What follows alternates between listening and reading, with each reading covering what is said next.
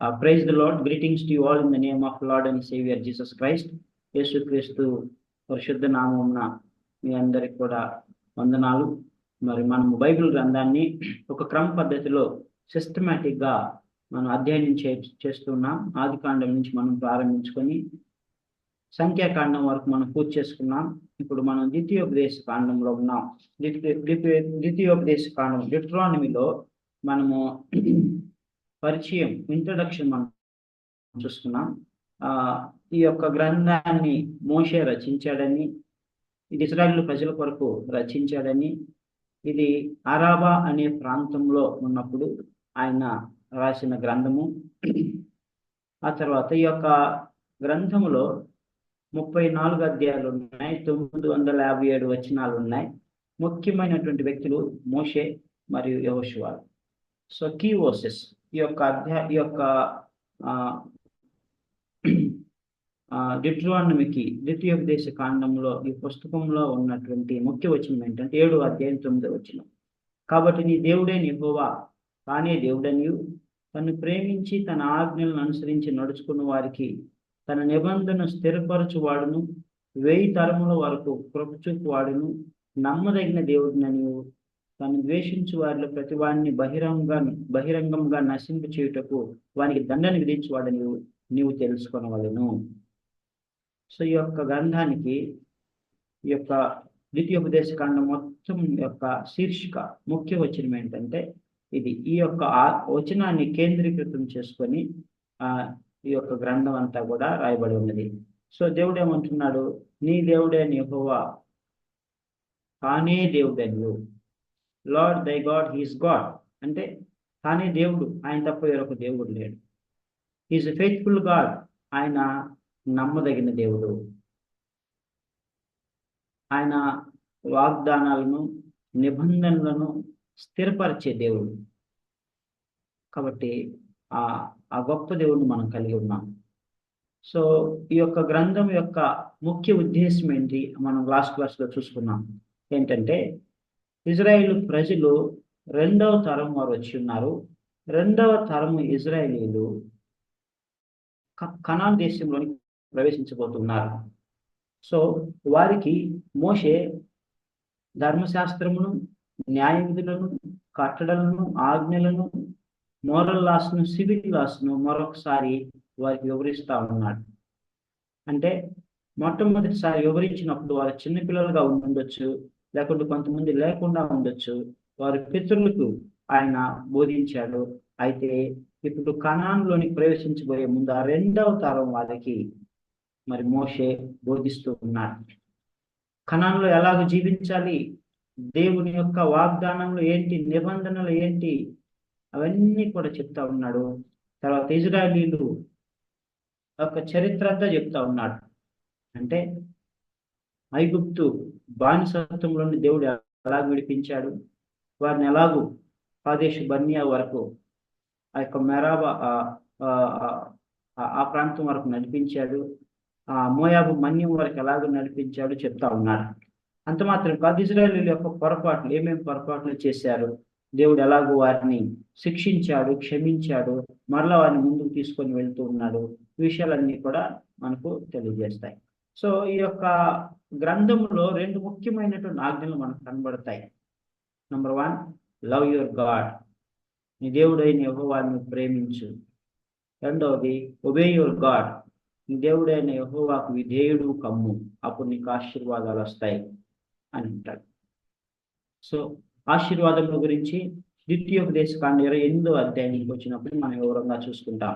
విధేయులు అయితే ఏం ఆశీర్వాదాలు వస్తాయి, అవిధేయులమైతే ఏమి నష్టములు వస్తాయి, శాపములు వస్తాయి అని 28వ అధ్యాయంలో వివరంగా దేవుడు చెప్పి ఉన్నాడు. ఆ తర్వాత ఈ యొక్క గ్రంథం మనం చూసినట్లయితే చరిత్ర మనకు కనబడుతుంది.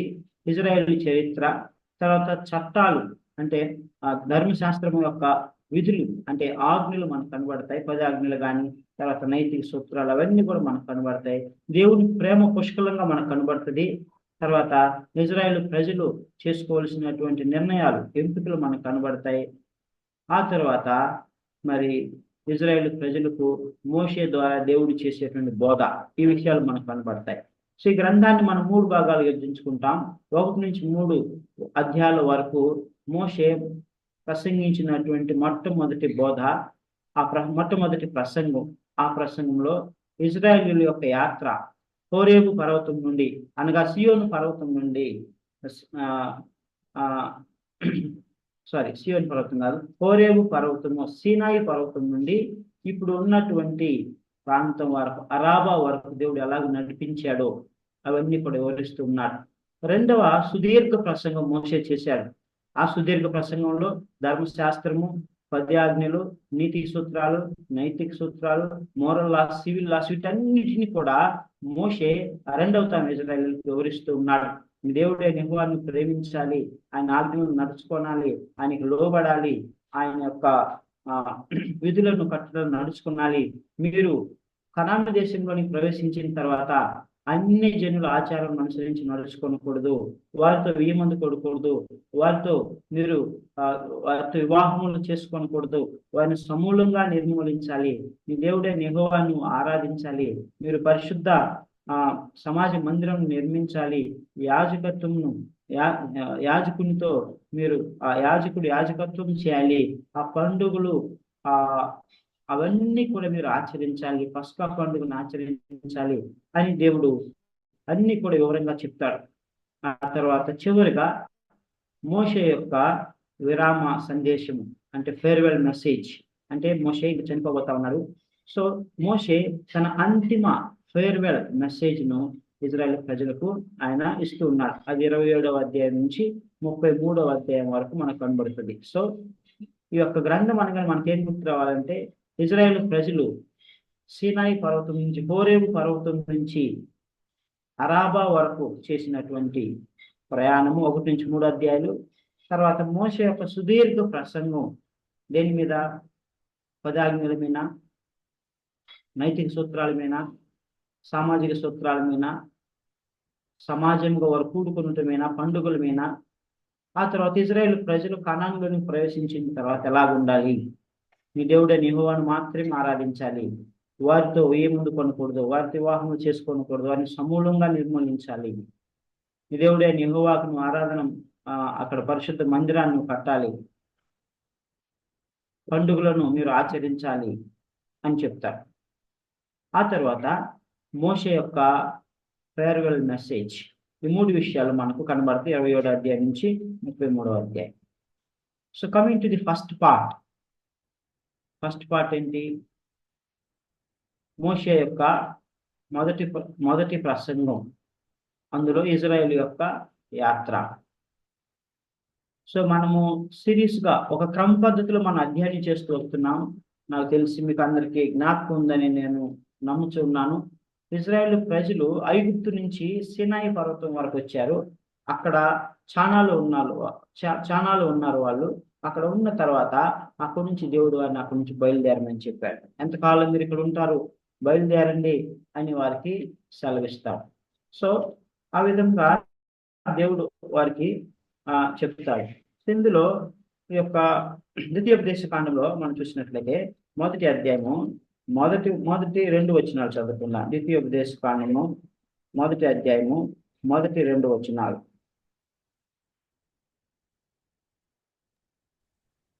యొర్దాను ఇతరులున్న అరణ్యములో, అనగా పారానుకును, తోఫేలు, లాబాను, హజరేతు, దిబాహాబాను స్థలమునకును మధ్యన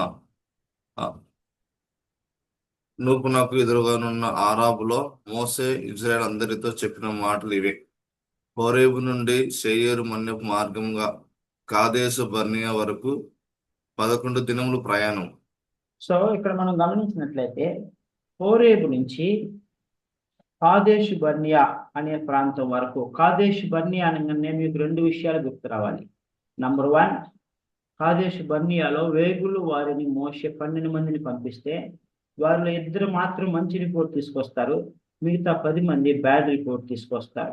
ఆ దేశం గురించి మంచిగా చెప్తారు, అయితే ఆ దేశం వారిని మనం జయించలేం, వారు అనాకిం వంశపు వారు, వారు ప్రాకారము కలిగే పట్టణం వారు, వారు బలవంతులు, వారి సైన్యం గొప్పది, మనం జయించలేం, వారి దృష్టిలో మనం మిడతల వల్లే ఉన్నాం, మనం ఇక్కడ నుంచి వెనక్కి వెళ్ళిపోదామని అంటారు. సో కాదేశ్ బర్నియాలో నంబర్ 1 వేగులు వారు మరి ఆ, వారు వెళ్ళి దాన్ని సర్వే చేసి వచ్చిన తర్వాత వారు ఇచ్చినటువంటి రిపోర్ట్, అప్పుడు ప్రజలు తిరుగుబాటు చేశారు, మేము వెళ్ళడం, మేము ముందుకు వెళ్ళలేమని ఎలుగెత్తి ఏడుస్తారు.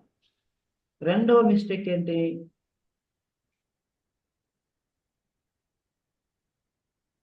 మోషే మోషే ఆ బండ దగ్గరికి వెళ్ళి బండతో మాట్లాడి నీళ్లు వస్తాయనంటే మోషే ఏం చేశాడు? ఆ బండని కర్ర తీసుకొని కోపంతో 2 మార్లు కొట్టి, ద్రోగులారా, మీకు ఈ బండ నుండి మేము నీళ్లు తీసుకురావాలా అని అంటాడు. సో ఈ 2 పొరపాట్లను బట్టి దేవుడు ఇజ్రాయెల్ ప్రజలను దాదాపుగా 38 సంవత్సరములు మరలా ఆ మోయాబు మన్యములో తిరిగేటట్టు చేస్తారు.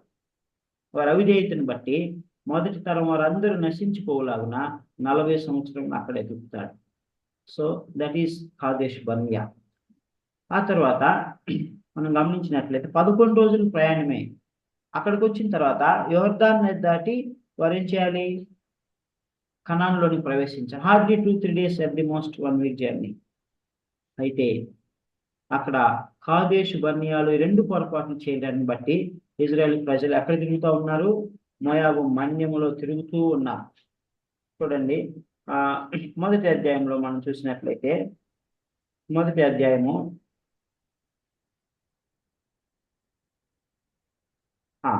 9వ వచనం. మొదటి అధ్యాయం 9వ వచనం. అప్పుడు నేను ఒంటరిగా మిమ్మల్ని భరింపలేను. Yes, go ahead. మీ దేవుడైన యెహోవా మిమ్ము విస్తరింపజేసిన కనుక నేడు మీరు ఆకాశ నక్షత్రముల వల్ల విస్తరించి ఉన్నారు. మీ పితరుల దేవుడైన యెహోవా మీ జనసంఖ్యను 1000 రెట్లు ఎక్కువ చేసి తాను మీతో చెప్పినట్లు మిమ్మల్ని ఆశీర్వదించును గాక. నేను ఒక్కడనే మీ కష్టమును, మీ భారమును, మీ వివాదమును ఎట్లు భరింపగలను? జ్ఞాన వివేకములు కలిగి మీ మీ గోత్రములలో ప్రసిద్ధి చెందిన మనుషులను ఏర్పరచుకునడి, వారి మీ మీద నియమించేదను వారిని మీ మీద నియమించేదనని మీతో చెప్పగా, మీరు నువ్వు చెప్పిన మాట చొప్పున చేయటం మంచిదని నాకు ఉత్తరం ఇచ్చిరి. కాబట్టి బుద్ధి కలిగి ప్రసిద్ధులైన మీ మీ గోత్రంలోని ముఖ్యులను పిలుచుకొని మీ గోత్రములకు న్యాయాధిపతులుగా ఉండుటకై 1000 మందికి ఒకడును, 100 మందికి ఒకడును, 50 మందికి ఒకడును, 10 మందికి ఒకడును వారిని మీ మీద నేను నియమించి తిని. సో అప్పుడు ఇక్కడ మనం గమనించినట్లయితే మొట్టమొదటిగా మోషే చెప్తా ఉన్నాడు, ఇదిగో అబ్రహాం, ఇస్సాకు, యాకోబులకు దేవుడు వాగ్దానం చేశాడు. ఆ వాగ్దానం చేసినటువంటి కనాను దేశాన్ని మీరు వెళ్ళి స్వతంత్రించుకోనండి అని దేవుడు వాగ్దానం చేశాడు. ఆ దేశాన్ని మీకు ఇచ్చి ఉన్నాడని చెప్పేసి వారిని బలపరుస్తూ మోషే ధర్మశాస్త్రం వారికి ప్రకటిస్తూ చెప్తా ఉన్నాడు. ఆ తర్వాత ఆ యొక్క మార్గంలో మోషే మరి వారు సన్నుకుంటూ ఉన్నప్పుడు, తిరుగుబాటు చేస్తూ ఉన్నప్పుడు మోషే విసుగు వేసారిపోయి మరి మోషే అంటాడు, ప్రవ్వా, ఇక మీదట నేను వీరిని నడిపించలేను, నా వల్ల కాదు, నేను వీరిని నా రెక్కల మీద నేను మోయలేను అని అంటాడు. సో అది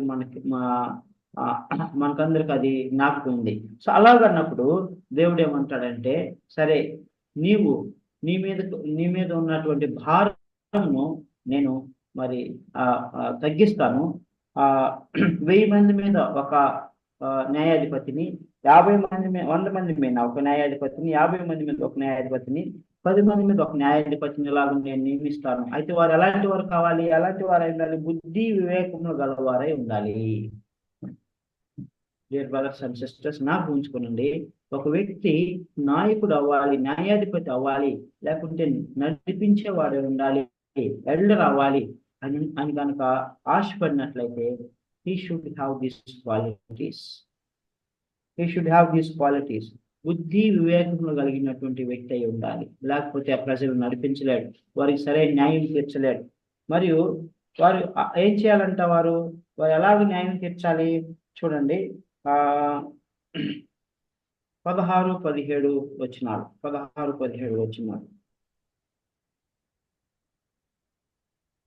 అప్పుడు నేను మీ న్యాయాధిపతులతో మీ సహోదరుల వ్యాజ్యములను తీర్చి ప్రతి మనిషినికిని వాని సహోదరునికిని వాని యుద్ధనున్న పరదేశికిని న్యాయమును బట్టి మీరు తీర్పు తీర్చవలెను. తీర్పు తీర్చునప్పుడు అల్పుల సంగతి గాని గనుల సంగతి గాని పక్షపాతం లేకుండా వినవలెను. న్యాయ తీర్పు దేవునిదే. కాబట్టి మీరు మనిషిని ముఖం చూచి భయపడవద్దు. మీకు అసాధ్యమైన కఠిన కఠిన వాద్యమును నా యుద్ధకు తీసుకుని రావలేను. నేను దాన్ని విచారించేదనని వారి ఆజ్ఞాపించను. ఇక్కడ చూడండి, మోషేకు దేవుడు స్పష్టంగా చెప్తా ఉన్నాడు. మోషే ఆ నియమించబడిన న్యాయాధిపతులు కూడా స్పష్టంగా చెప్తా ఉన్నాడు, మీరు న్యాయమును బట్టి తీర్పు తీర్చండి. నంబర్ 1, తీర్పు న్యాయంగా ఉండాలి. ఇరు పక్షాలు వాదనలు విని ఏది సరైనదో న్యాయ తీర్పునివ్వాలి. నంబర్ 2, పక్షపాతం చూపించకూడదు. ఏం చూపించకూడదు? పక్షపాతము చూపించకూడదు. పక్షపాతము అనేటువంటిది దేవునికి అసహ్యమైనటువంటి పని. పక్షపాతం చూపించినట్లయితే మనం దేవుని దృష్టికి అయోగ్యులమవుతాం. సో నాయకుడు ఎప్పుడు కూడా పక్షపాతం చూపించకూడదు. ఆ తర్వాత ఇంకేమంటున్నాడు? న్యాయ తీర్పు దేవునిదే. మనుషులు ముఖం చూసి తీర్పు తీర్చవద్దు, మనుషులకు భయపడవద్దు అని అంటున్నాడు. సో ఎప్పుడైనా మీ జీవితంలో దేవుడు మిమ్మల్ని ఒక నాయకులుగా, ఒక న్యాయాధిపతిగా ఉంచినట్లయితే, ఆఫీస్ పనిలో కావచ్చు, మందిరంలో కావచ్చు, సమాజంలో కావచ్చు, మనం ఏం చేయాలంటే న్యాయమును బట్టి తీర్పు తీర్చాలి. పక్షపాతం చూపించకూడదు. పెద్దవాడికి, పలుకుబడి ఉన్నవాడికి, పేరు ఉన్నవాడికి ఒక తీర్పు, పేదవాడికి మరొక తీర్పు చేయకూడదు. ఇదే మనము సంఖ్యాకాండంలోను మరియు లేవి కాండంలో కూడా మనం అదే నేర్చుకున్నాం. ఆ తర్వాత మనం చూసినట్లయితే మోషే వారి జ్ఞాపకం చేస్తా ఉన్నాడు, మీరు నాయకులను అడిగారు, మీరు మిమ్మల్ని నేను నడిపించలేను అని నేను అనుకున్నప్పుడు దేవుడు మీకు న్యాయాధిపతులను నియమించాడు. ఆ తర్వాత మోషే అంటున్నాడు, మీరు నా యొద్దకు వచ్చి కాదేశు బర్నియాలోనికి వచ్చినప్పుడు మీరు వేగులు వారిని పంపించి ఆ దేశాన్ని చూసి వద్దాము, ఆ దేశం యొక్క సమాచారం తీసుకొని వస్తారు అని నన్ను అడిగారు. అప్పుడు నేను 12 మంది 12 గోత్రములు ఉన్నటువంటి అధిపతులను 12 మందిని నేను పంపించాను అని అంటారు. సో పంపించినప్పుడు వారు మంచి సమాచారం, దేశం గురించి మంచి సమాచారం తీసుకొచ్చారు. అయితే వారు అజానుబాహులు, వారు బలవంతులు, మనకంటే బలవంతులు, ప్రాకారం గల పట్టణంలో గలవారు, అనాకీ వంశస్థులు, మనం వారిని జయించలేమని వారు ఒక డిసప్పాయింటెడ్ మెసేజ్ని కూడా వారు తీసుకొచ్చారు. 10 మంది అలా తీసుకొచ్చారు. కానీ 2 వ్యక్తులు, కాలేబ్, జోషువా, వీళ్ళిద్దరూ కూడా మంచి రిపోర్ట్ తీసుకొచ్చారు. దేవుడు వారిని మన చేతికి అప్పగించి ఉన్నాడు అని వారు అంటారు. సో ఆ విషయాన్ని జ్ఞాపకం చేస్తూ, మీరు తిరుగుబాటు చేశారు కనుక దేవుడు మిమ్మల్ని శిక్షించాడు. అక్కడే 38 సంవత్సరములు అరణ్యంలోని తిరగడానికై దేవుడు మిమ్మల్ని నడిపించాడు అని అంటాడు. అక్కడ ఆ యొక్క అరణ్యంలో తిరగడానికై నడిపించాడు. అయితే మోషే ఏం చేశాడు? వారిని బలపరిచాడు. 1వ అధ్యాయము 21వ వచనం. 1వ అధ్యాయం 21వ వచనం. అయితే ఇంకా మరొక విషయం ఏంటంటే, ఇక్కడ వేగులు, మనం ఆ దేశాన్ని వేగు చూడాలి అనేటువంటి ఆలోచన ఎవరిది? మోషేదా, దేవుందా, ఇజ్రాయేల్ ప్రజలదా?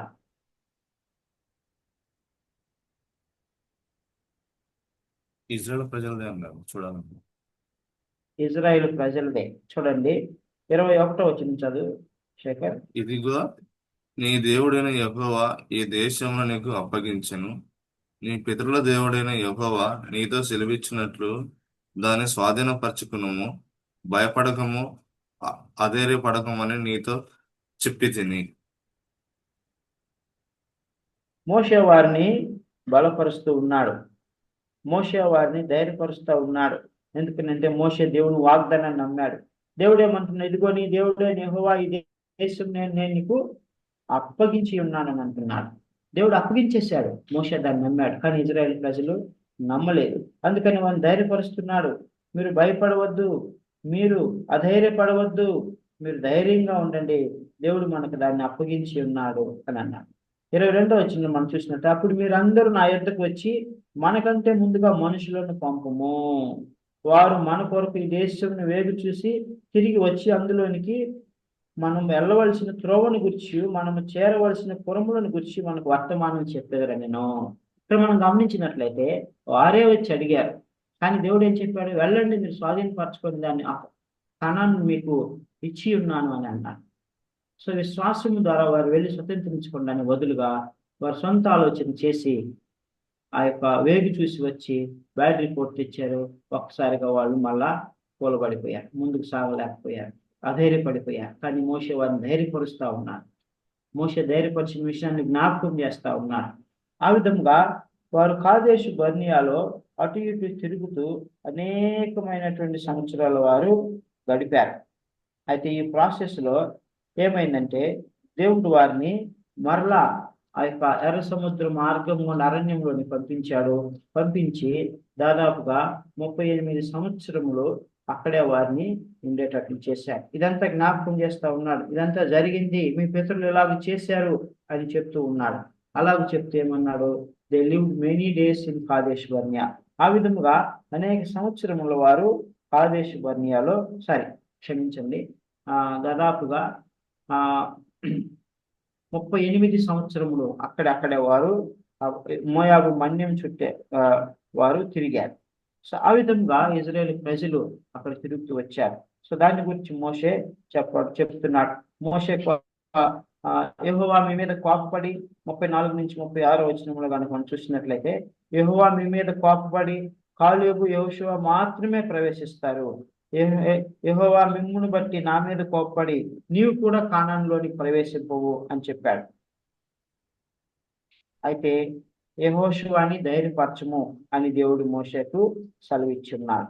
చూడండి, ఈ విధంగా ఇజ్రాయేల్ ప్రజలు 38 సంవత్సరం అరణ్యంలో తిరుగుతూ వచ్చారు. మోషే జ్ఞాపకం చేస్తా ఉన్నాడు, మీరు ధైర్యంగా ఉండండి, మిమ్మల్ని దేవుడు ఎంతవరకు నడిపించాడు. తండ్రి ఒక మనుష్యుడు తన కుమారుని చంకను పెట్టుకొని నడిపించిన రీతిగా మిమ్మల్ని నడిపిస్తూ వచ్చాడు. దేవుడు మీతో కూడా మన అందరితో ఉన్నాడు. పగలు మేఘస్తంభమై రాత్రి అగ్నిస్తంభమై దేవుడు నడిపించాడు, అధైర్యపడవద్దు అని ఆయన వారిని ధైర్యపరుస్తూ వచ్చినప్పుడు మరి దేవుడు అక్కడ ఇజ్రాయేల్ ప్రజలను ముందుకు నడిపిస్తూ వెళుతూ ఉన్నప్పుడు అక్కడ మనం గమనించినట్లయితే ఇజ్రాయేల్ ప్రజల్లో తిరుగుబాటు స్వభావం కనబడుతూనే ఉన్నది. వారి తిరుగుబాటును బట్టి, అవిధేయతను బట్టి, అవిశ్వాసంను బట్టి దాదాపుగా వాళ్ళు 38 సంవత్సరములు అక్కడే తిరుగుతూ వచ్చారు. సో అది మనకు మొదటి అధ్యాయంలో మోషే ఇజ్రాయేల్ ప్రజలకు చెప్పినటువంటిది. సో దేవుడు ఎలా నడిపించాడు? 1వ అధ్యాయము 31వ వచనంలో మనం చూసినట్లయితే, మీరు వచ్చిన మార్గం అంతటిలోను మనుష్యుడు తన కుమారుని ఎత్తుకున్నట్లు మీ దేవుడైన యెహోవా మిమ్మల్ని ఎత్తుకొని వచ్చిన సంగతి మీరు ఎరుగుదురు అని చెప్తా ఉన్నారు. చిన్నపిల్లలు కనుక తల్లిదండ్రులు పెద్దవాళ్ళు ఎట్లా ఎత్తుకొని నడిపిస్తారో, పాత దినాల్లో ఆ యొక్క ప్రయాణం కొరకు వాహనాలు ఉండేవి కావు. అలాంటప్పుడు చంటి బిడ్డలను ఎత్తుకొని మరి తల్లిదండ్రులు కొన్ని కిలోమీటర్లు నడుస్తూ వెళ్ళేవారు. ఆ విధంగా దేవుడు ఇజ్రాయేల్ ప్రజలు నడిపించాడు అని చెప్తూ వచ్చాడు. సో అది మొదటి అధ్యాయంలో. 2వ అధ్యాయానికి మనం వచ్చినప్పుడు ఇజ్రాయేల్ ప్రజలు మోషే వారి జ్ఞాపకం చేస్తా ఉన్నారు. సో మనకు సమయం లేదు కనుక నేను వివరిస్తాను. సో వాళ్ళు వచ్చిన తర్వాత వారు సేయూరు ప్రాంతానికి వస్తారు, సేయూరు మన్యంలోనికి వస్తారు. సేయూరు అనేటువంటిది ఒక దేశము. ఆ దేశము ఏశావు వంశస్థులకు దేవుడు స్వాస్థ్యంగా ఇచ్చారు. ఏశావు ఎవరు? యాకోబు అన్న.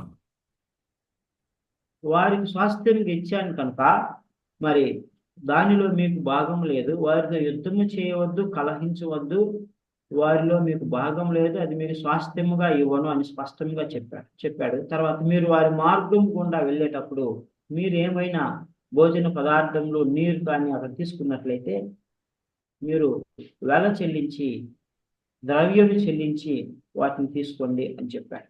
ఆ తర్వాత కొంచెం ముందుకు వెళ్ళిన తర్వాత మోయాబు దేశం వచ్చింది. మోయాబీల గురించి కూడా దేవుడు అలాగే చెప్తా ఉన్నాడు. ఇదిగో మోయాబీలు లోతు సంతానము, వారికి లోతు యొక్క సంతానానికి దాన్ని స్వాస్థ్యంగా ఇచ్చి ఉన్నాను. వారితో కూడా మీరు కలహించవద్దు, యుద్ధం చేయవద్దు. వారిలో కూడా మీకు భాగం లేదు, అది మీకు నేను ఇవ్వను, అది వారికి స్వాస్థ్యంగా ఇచ్చి ఉన్నాను అని అంటున్నాడు. ఆ తర్వాత 38 సంవత్సరములు మిమ్మల్ని అక్కడ తిరిగేటట్టు చేస్తాను అని దేవుడు అంటాడు. చూడు 2వ అధ్యాయం 14 వచనం. 2వ అధ్యాయము 14 వచనం. మనము కాదేశు బర్నేయలో నుండి బయలుదేరి జెరేదు ఏరు దాటు వరకు, అనగా యెహోవా వారి గురించి ప్రయాణం చేసినట్లు సైనికులైన ఆ మనుషుల తరం వారందరూ సేనలో నుండకుండా నశించే వరకు మనము నడిచిన కాలము 38 సంవత్సరములు. అంతేకాదు, వారు నశించే వరకు నేను ఆ మధ్య నుండి వారిని సంహరించుటకు యెహోవా బాహు వారికి విరోధంగా నుండెను. యెహోవా బాహు వారికి విరోధముగా ఉండెను. ఎవరు? తిరుగుబాటు చేసిన వాళ్ళు, అవిశ్వాసం చూపిన వాళ్ళు, మొదటి తరం వారు. వారు నశించడానికి 38 సంవత్సరాలు పట్టింది. దేవుడు వారిని 38 సంవత్సరాల అక్కడే శేయరు మన్యము, మోయాబు మన్యం చుట్టూ తిప్పుతూ ఉన్నాడు. ఆ తర్వాత దేవుడు ఇజ్రాయేల్ ప్రజలు కానాన్లోని ప్రవేశించమని చెప్పాడు. సో మొట్టమొదటిగా ఏశావు వంశపు వారిని ఆ దేవుడు వారిని ఏం చేయొద్దని చెప్పాడు. తర్వాత మోయాబీని ఏం చేయొద్దని చెప్పాడు. ఆ తర్వాత అమ్మోనీయులు కూడా లోతు సంతానమే. లోతు వంశం నుండి వచ్చిన వారు ఇద్దరు, మోయాబీలు, అమ్మోనీయులు. ఆదికాండం 19వ అధ్యాయంలో మనం చూసుకున్న లోతు తన కుమార్తెలతో పాపం చేయటం వల్ల పుట్టినటువంటి వారు మోయాబు, అమ్మోని.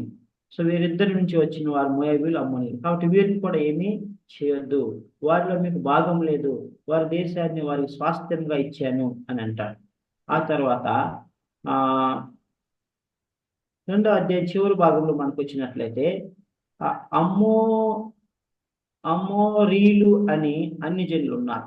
అమ్మోరీలు అని అన్ని జనులు ఉన్నారు. వారిలో 2 రకాలైనటువంటి వారు ఉన్నారు. హెష్బోను ప్రజలు, తర్వాత ఓగు అనేటువంటి 2 చిన్న చిన్న దేశాలు ఉన్నాయి. హెష్బోనుకు సీహోన్ అనే ఆయన రాజు. సో దేవుడు వారిని మీకు అప్పగించి ఉన్నాను, వారిని ఓడించి దాన్ని మీరు స్వతంత్రించుకోండి అని చెప్పాడు. సో ఇజ్రాయేల్ ప్రజలు ఆ యొక్క సీహోను రాజు మీద యుద్ధం చేసి హెష్బోన్ను స్వతంత్రించుకుంటారు. ఆ తర్వాత 3వ అధ్యాయంలో మనకు వచ్చినట్లయితే ఓగు అనేటువంటి ప్రాంతం ఉన్నది. ఓగు రాజు అయినటువంటి బాషాన్ అనేటువంటి ప్రాంతం ఉంది. బాషానుకు రాజు ఓగు. ఆయన్ని ఓడించి 60 పట్టణాలను వారు స్వాధీనం చేసుకుంటారు. ఆ తర్వాత రూబేనీయులకు, గాదీయులకు, తర్వాత అర్ధగోత్రపు మనష్షే వారికి ఆ ప్రాంతాన్ని స్వాస్థ్యంగా ఇస్తారు. మనము 32వ అధ్యాయం, సంఖ్యాకాండం 32వ అధ్యాయంలో మనం ధ్యానించుకున్నాం, రైట్?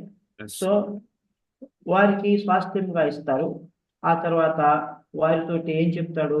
మీరు స్వాస్థ్యం వచ్చింది, అయితే మీరు మాత్రము ఇజ్రాయేలుతో పాటు యోర్దాను నది దాటి కానానికి వెళ్ళి యుద్ధం చేసి ఆ పట్టణంలో స్వతంత్రించుకునే వరకు, కానాను స్వతంత్రించుకునే వరకు మీరు అక్కడే ఉండి యుద్ధం చేయండి. ఆ తర్వాత మళ్ళా మీరు ఇటువైపుకి రండి అని చెప్తారు. వారు దానికి అగ్రి అవుతారు, ఒప్పుకుంటారు. తర్వాత మోషే దేవుడిని వేడుకుంటాడు, ప్రభా ఎట్లయినా సరే నేను కానానికి వెళ్ళాలి, కానాన్ని చూడాలని బ్రతిమాలుకుంటాడు. అయితే దేవుడు, no, you have made a mistake, that's it, your life is end, your life is finished, you cannot enter, but you can see the Canaan from the mountain. ఒక పిస్గా అనే కొండ ఎక్కి దూరం నుంచి పాలు తేనెలు ప్రవహించే దేశాన్ని చూడు, యెహోషువని బలపరచు, నువ్వు మాత్రము వెళ్ళడానికి వెళ్ళలేదు అని అంటాడు. సో ఈ విషయాలను మనం 2వ అధ్యాయంలో చూస్తాము. తర్వాత 3వ అధ్యాయంలో ఇది 3వ అధ్యాయంలో మనం చూస్తాం, క్షమించండి. తర్వాత ఒక స్పిరిచువల్ లీడర్ ఎలాగుండాలి దేవుడు స్పష్టంగా సెలవిస్తూ ఉన్నారు. మొట్టమొదటిగా మరి మోషే కావచ్చు, యెహోషువ కావచ్చు, నీతిమంతుడై ఉండాలి. ఎలాగుండాలి? నీతిమంతుడై ఉండాలి. పక్షపాతము చూపించేవాడుగా ఉండకూడదు, నిష్పక్షపాతంగా వ్యవహరించేవాడే ఉండాలి. మోషే ఏం చేశాడు? సాగిలి పడేవాడు కదా, సాష్టాంగపడి దేవుని దగ్గర నుంచి పొందుకొని వారికి ఇచ్చేవాడు. తర్వాత మంచి సౌశీల్యము గుణగణములు కలిగినటువంటి వాడుగా ఉండాలి. తర్వాత దీనుడై ఉండాలి, హంబుల్ పర్సన్. ఆ తర్వాత తన బలహీనతలను ఎప్పటికప్పుడు గ్రహించుకుంటూ వాటిని దేవుని దగ్గర ఒప్పుకొని వాటిని సరిచేసుకునేటువంటి వాడిగా ఉన్నవాడే గొప్ప నాయకుడు. ఇవన్నీ కూడా మోషేలో మనం చూస్తాం.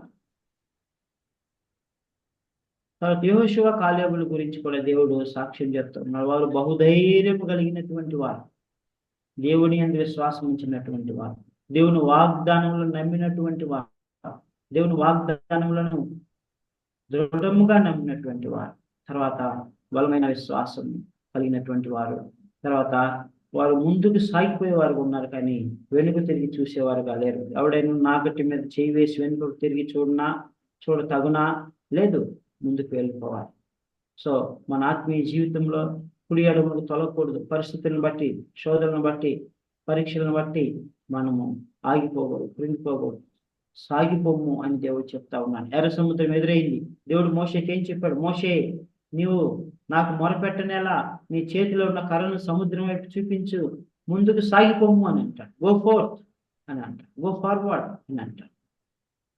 ప్రియమైనటువంటి దేవుని వెళ్ళారా, మన విశ్వాస యాత్రలో పరీక్షలు రావచ్చు, శోధనలు రావచ్చు, అయితే మనం దేవుడు ముందుకు సాగిపోమని సెలవిస్తా ఉన్నాడు. సో ఇశ్రాయేలీయులకు రెండవ తరం వారికి మోషే మరి హోరేబు పర్వతం నుండి ఈ యొక్క అరాబా వరకు జరిగినటువంటి సంఘటనలన్నిటిని కూడా క్షుణ్ణంగా వివరించి చెప్తా ఉన్నాను. అది ఈ యొక్క 3 అధ్యాయంలో ఉన్నటువంటి సారాంశం. So with this we have completed the first part. మోషే యొక్క మొదటి ప్రసంగం అదేంటి? ఇజ్రాయేలీయుల యొక్క ప్రయాణం, హోరేబు నుండి అరాబా వరకు వారు చేసిన ప్రయాణము, ఆ ప్రయాణంలో జరిగినటువంటి సంఘటనలను క్లుప్తంగా మోషే వివరించాడు. సో దేవుని చిత్తమైతే మనం రెండో భాగాన్ని, మోషే యొక్క సుదీర్ఘ ప్రసంగం నెక్స్ట్ క్లాస్ లో మనం ప్రారంభించుకుందాం. దేవుడు ఈ మాటలను దీవించుగాక.